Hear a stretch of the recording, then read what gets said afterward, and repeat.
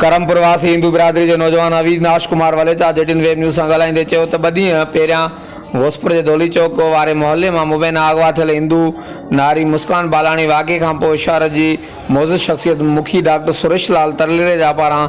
तारुक में अचण ऐं निगरी के एक ॾींहं में हथ करण एक वॾी मिसाल है। उनजो वधीक चवण हो त मुखी सुरेश लाल तलरेजा जड़ा जोधा जवान ऐं सिंध धरती माँ जा सच्चा पुट सिंध के हर शहर की हिंदू